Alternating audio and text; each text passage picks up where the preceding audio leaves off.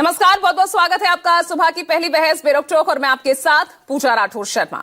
तो बात आज एनसीईआरटी की, क्योंकि अपने नए पाठ्यक्रम में न्यायपालिका से जुड़ा एक चैप्टर शामिल किया गया जिसमें न्यायपालिका में भ्रष्टाचार को लेकर पढ़ाया जाना था। अब इसको लेकर विवाद गहरा गया जब सुप्रीम कोर्ट ने स्वतः इस मामले का संज्ञान लिया।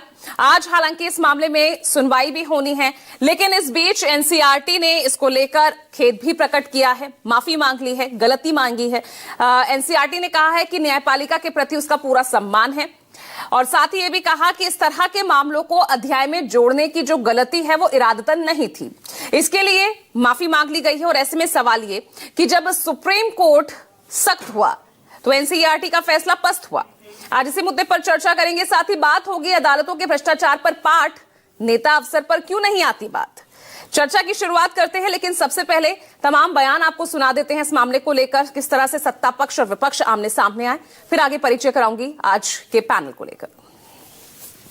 कांग्रेस पार्टी ने, पंडित नेहरू ने जो पाप किया उसका खामियाजा देश भुगत रहा और गांधी फैमिली को, सोनिया गांधी, राहुल गांधी को देश से माफी मांगनी चाहिए नेहरू के और कांग्रेस के कुकृत्यों के लिए। जो शैक्षणिक स्तर था, किताबें थी, बुक था, उसमें उन्होंने केवल मुगलों को बढ़ाते रहा, मुगलों के गुण गाते रहे।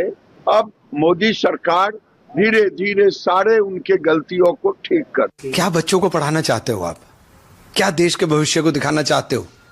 किसी भी देश की जुडिशरी सबसे इंपॉर्टेंट कड़ी होती है उस देश की व्यवस्था को, उस देश के संविधान को चलाने के लिए। आप उसकी छवि को धूमिल कर या उसके अंदर अपनी आने वाली नस्लों को यह पाठ पढ़ाकर आप देश को किस राह के ऊपर ले जाना चाहते हो?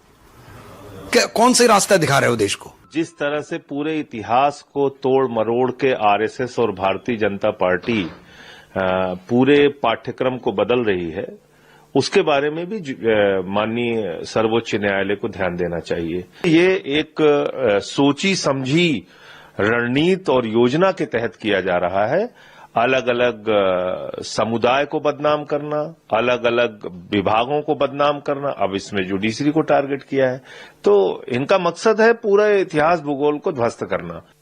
बीजेपी तो जवाहरलाल नेहरू जी से लेकर और राहुल गांधी जी तक और प्रियंका गांधी जी तक, इन्हीं को बुरा भला कहने में उनका सारा टाइम निकलता है।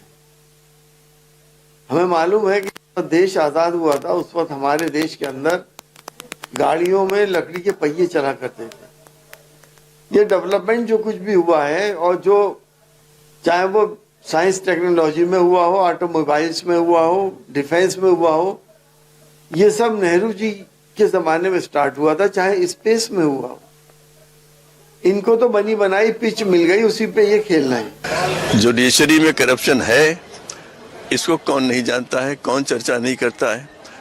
और दूसरा है कि हमारा उद्देश्य क्या होता है एनसीईआरटी में, कि जो नए बच्चे हैं उनके पास समस्याओं की समझ आए और वो उनका समाधान करना सीखें, अभी सीखें, और ये तय करें, आपस में विचार विमर्श करें, चिंतन मनन करें कि जब वो इन जगहों पर होंगे तो कैसे इसको सुधारेंगे।